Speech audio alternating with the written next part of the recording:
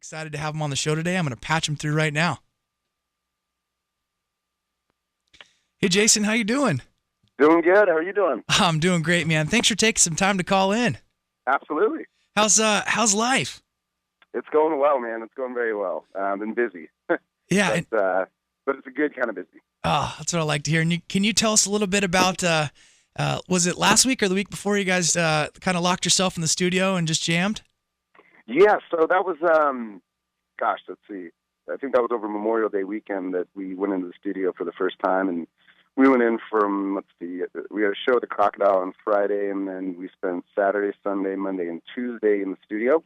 And then we go back in this Thursday for 8 days straight to lay down more tracks. What's it like in the studio? I mean, is it an all-day thing? Oh, absolutely. Yeah. It's one of the best experiences in the studio that I've ever had.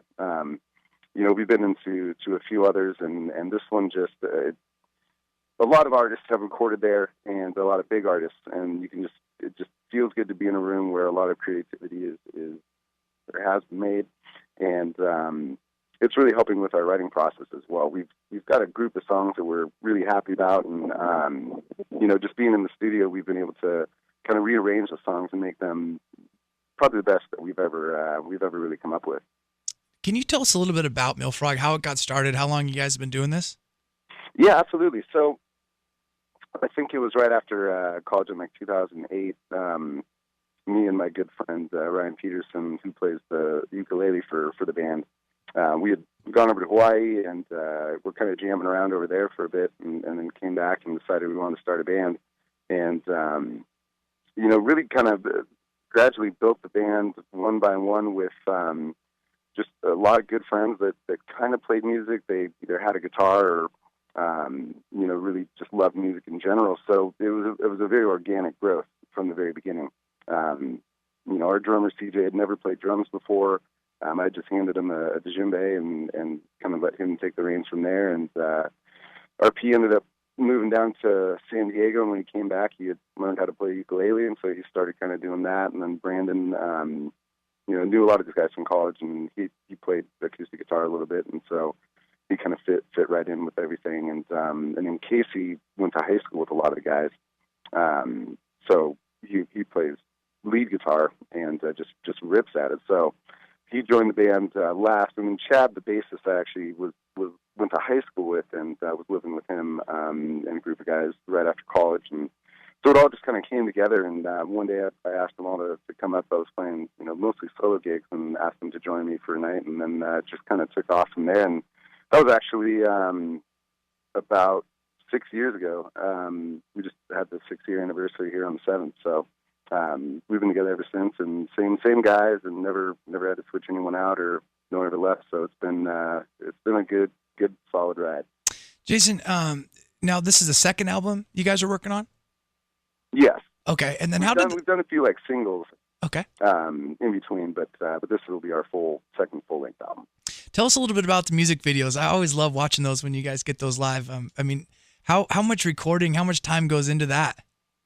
For both of those videos, let's see, for the first one that we did, the Hey Girl video, yeah, we wrapped that up pretty much in a day. Wow. And then, at least with the band footage, and then I think either it was the next night, Brandon went out and did the rest of the video, kind of with Daniel on the other, kind of more just the individual shots with them.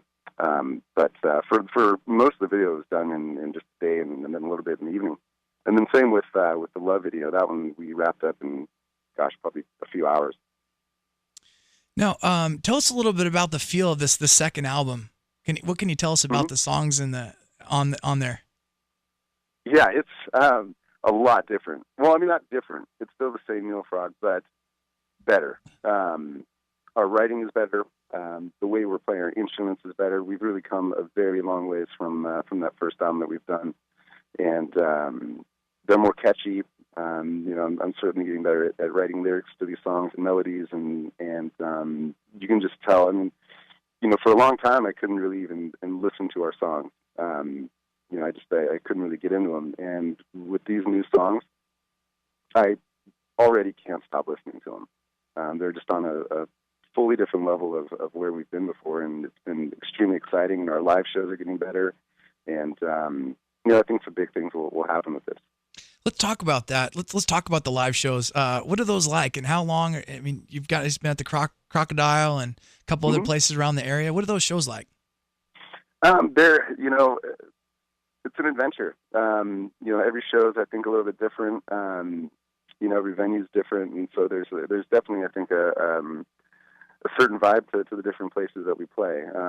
We do a lot of like big live shows at like the Tractor or Nemo's or Barbosa and Crocodile, and some of the bigger stages like Hempfest and by the Seattle and things like that. But then we also do kind of more of an acoustic thing when we play like different various wineries around Washington, and we're definitely looking to kind of break out and play in other different areas too. I mean, we've done a lot in Seattle and in Eastern Washington, but we'd love to get down to more of the venues in Tacoma and up in Everett, and we've got a few, I think, lined up for this summer to kind of spread it. And then, of course, we'd love to go out on tour as soon as this album drops. Jason, how do people get a hold of you to book you at their taverns or weddings or whatnot? So they can go to our website at www.mealfrog.com, or on Facebook. If they like us on there, they can send us messages there on Facebook or Twitter or like SoundCloud and Tumblr. We're pretty much trying to be on all the social media sites as well as our website. And then, you can contact me directly, at jriemath@gmail.com. Or Ryan Peterson as well. He does a lot of the booking, and that's all on the website with that information. But I'd say probably the quickest way is either to reach us directly through email or on Facebook. We check that pretty often. So. And then you're doing a little bit more solo gigs? Yeah, I've really kind of dove into kind of my own separate sound as well, and blending that in with the new album is, on top of that. But, trying to play a lot more solo gigs as well. So if anyone's interested in having, any, like solo artists come out, I would very much love to be a part of that as well. Jason, can you tell us a little bit, I mean, what kind of expectations do you have for the future with the band? This is like the first time in being in the studio and recording this album, and the way the music is starting to sound, and who we're kind of surrounded by in the industry, where, it's finally becoming a reality that this might be the time that we just go for it. We all work full-time jobs, whether it be at Amazon or Google or Facebook, or we all work very hard and are very successful in our careers. But this is something we're all passionate about, and this is a time where I really think that after this album, we're at the point where I think we can hit the road and really make this a reality and a full-time gig. How tough is that to do, to kind of get started and make that leap? It's tough, and especially with our band, we started really from scratch. Like I said, a lot of the guys didn't even play instruments, so they've all throughout the years have been learning a lot, and we're learning a lot more about the industry and a lot more about how to approach not only our sound but our image, and getting involved in social media and getting involved with the right people. But it's tough. It's a lot of work, especially when you do work full time as well. It's a lot of late nights. It's a lot of trying to balance a lot of different things all at one time, and I think we've done a pretty good job, and now we're doing a great job at it. Now that we've grown and are a little bit more mature in the industry, but it's definitely difficult. You have to really focus on your music, and I know you want to build the fan base right away, but that only comes when you write great music, and really promote that image. So we've certainly learned a lot over the years, and grinded it out quite a bit until we've gotten to this point, and we're now sitting in a very good spot where we can finally, I think, push our band to the next level. Listeners just joining us, I got Jason Riemath with Mealfrog, just kind of talking about the life in the band and the expectations and the growth and the new album coming up. Jason, being a Coug, I know you've got a ton of people that love your music and a really good, strong following. I know that probably really helped when you guys did your Kickstarter program. I'm pretty sure that was a big part of it. Tell us about that process. Yeah, that was, something that we had never done before, and it's definitely, I think, with music in general, and anytime you're starting a project, you have to go all in, and you have to take it seriously, and we did, and we set up our Kickstarter, and Brandon and Casey did a lot of the work, setting up the video, and contacting the right people, and then we all just promoted it heavily as much as we could every single day, because we had 30 days to get our Kickstarter goal, which was very nerve-wracking. Yeah. Especially when we were aiming for 20,000, and there were times it was like, oh man, we should have just gone for 10, or we weren't sure if we were going to hit it, but we got just so much support from our friends, our family, our fans, and people are definitely excited, and even people that we didn't even know. There were a lot of people that came in and helped support us and donated to the cause, and that we had never met before, and they just, I think, saw that we had done it in a very professional way, to where they knew that the money was going to be spent well. They knew where the money was going.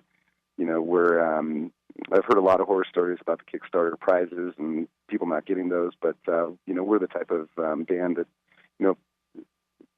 we take our integrity very, very seriously, and we're going to make sure that everyone gets what they deserve and what they donated for. So not only just in the quality of the album, but also in the merchandise and the prizes that we had put out there. So, I think, as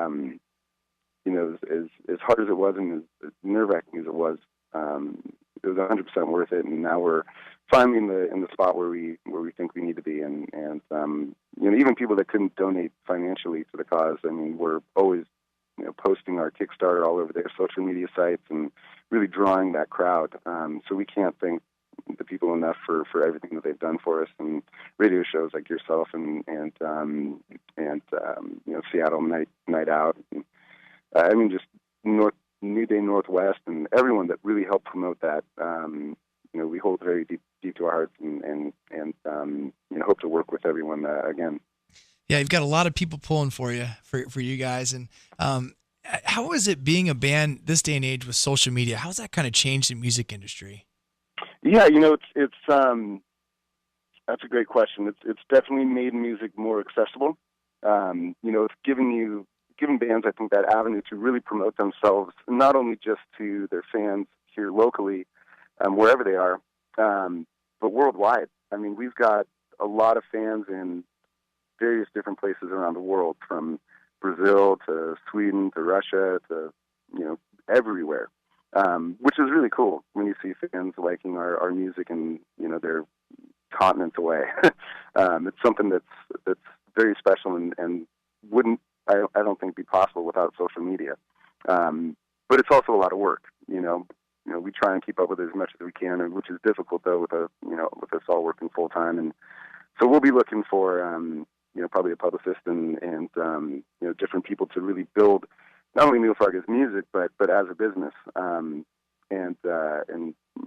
hiring people to really take care of those social media sites and make sure that they're constantly being updated, because we just, at this point, just don't have the time for it, but hopefully we'll here in the near future. Jason, does your website, mealfrog.com, does that have your upcoming shows listed on there? It should. I know we were doing some updates to it recently, so everything should be up to date, but we need to go back on there and update that, and then update our Facebook and all those sites as well to kind of what's coming up in the near future. We're also spending a lot of time in the studio this summer, so there's not a ton of live shows coming up. We're kind of in the process of booking those, but we need to be strategic about it, and because a lot of playing the bigger live shows, we need to be careful about and when we do it, and then when the next one's going to be, so that we can pack those rooms in for the venues, because that's obviously important. We want to be able to come back to those venues and play there again. And if you play too often, you can sometimes give people too many options. Mm-hmm. Whereas maybe a smaller amount will come to one and then larger to another, but you really want to be able to pack those rooms in every single time. So we're very strategic about it, and so there'll be a lot more, I'd say, updates on live shows here coming in the next few weeks. That makes sense. Kind of build up that demand to see you guys. Do you have an idea of when the launch date for the new album will be, or is that just something that you set out after you do all your recordings? Yeah, so as of right now, we're on pace, and we're aiming for kind of towards the end of August. Will be most likely when it drops. But being in the studio and kind of going through this experience and seeing where our music is, really developing and becoming better, we may take a little bit more time. Because the important thing is, since everyone did donate to this cause, we want to make sure that the best album that we've ever come out with, and make sure it's the quality that we're happy about, so that everyone gets what they paid for. So we're gonna take our time, but we're hoping for the end of August. Oh, excellent. Okay, we got time for one last question. Talking about going on tour, if you could play anywhere, where would it be, man? Oh man, well, I think growing up here in Washington, one of our dreams is to play at the Gorge. That's something that we would really just love to do, and something we're still aiming for, and we'll see if that happens in the future. But outside of that, I mean, we're just happy to play anywhere. Portland, California, it would be cool to play Red Rocks in Colorado, and I mean, there's so many good venues out there, and even not the big ones like the Gorge or things like that, but even venues that are bigger in the cities like the Showbox or Crystal Ballroom in Portland, and various different places. But we're just happy to play and get paid for what we do, and so we're willing to pretty much go anywhere. Good stuff, Jason. I appreciate you taking time to call in, man. It's good to catch up with you, and we'll definitely have you back on the show once the album launches to promote it again. That sounds great. Yeah, thank you so much for having me on, and look forward to catching up again here soon. All right, man. Go Cougs. We'll talk to you soon. Absolutely. Go Cougs. Later, brother. Bye. All right, we're going to take a quick break. You're listening to Tacoma's Conversation Station, Clay 1180 AM. This is Community Real Estate Talk Show. I'm Tyler Freed, and we'll be right back.